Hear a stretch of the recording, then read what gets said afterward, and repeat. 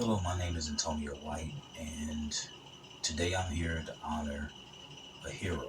That hero is Eric Monte. He's actually an unsung hero, and the reason he's an unsung hero is because he created some of the most popular television shows in history. He also created some of the most revered characters in history. Despite that, the main project he gets recognition for is a movie called Coolie Eye, which came out in the 1970s. It had a budget of 750 $100,000 and it grossed $13 million at the box office.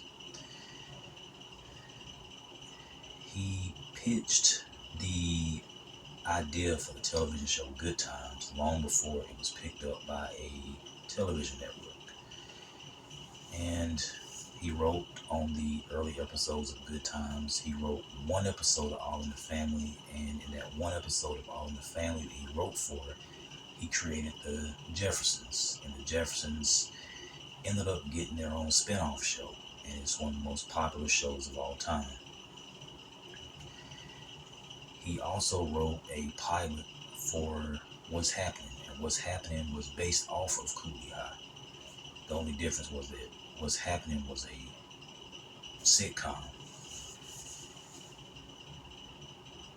The reason Eric Monte is an unsung hero is because he was a pioneer in television.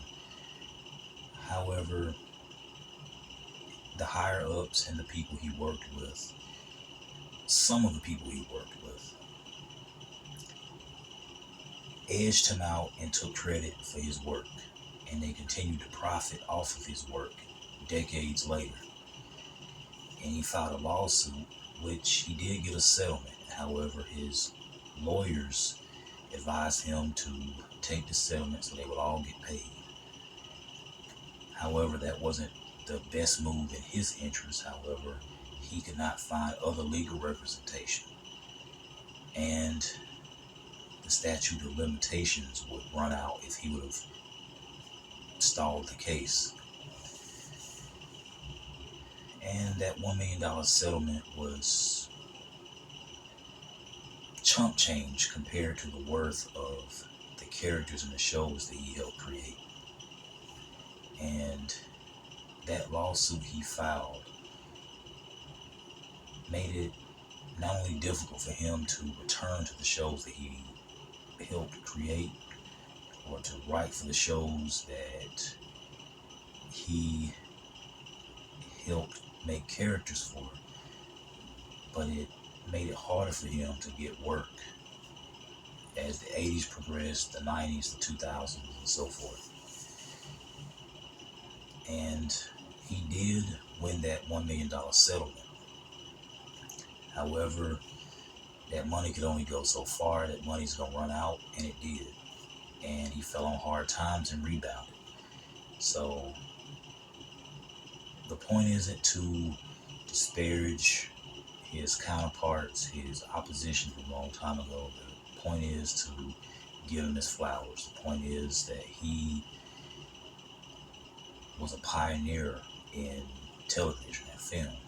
If you look at characters like Carl Winslow from Family Matters, Philip Banks from The Fresh Prince of Bel-Air, Dorian Mitchell from Moesha, Cliff Huxtable from The Cosby Show, some of the most popular characters in sitcom history, or in television history for that matter.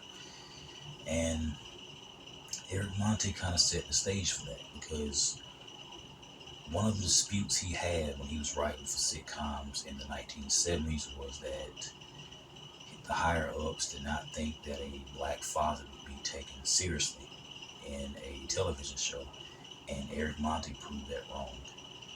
And the character of George Jefferson was so popular that Sherman Hemsley, the actor who portrayed George Jefferson, he played the George Jefferson character in other television shows like The Fresh Prince of Bel-Air. So he reprised the role that made him a household name. He even played in other movies and television shows where he played different characters, but the characters he played had the same mannerisms as George Jefferson. That's how popular that character was. And Eric Monty was a huge reason for that. So I'm not saying he should get all the credit. However, when you think about pioneers in television, Eric Monty's name should be mentioned too. And that's why I'm here to honor. Thank you.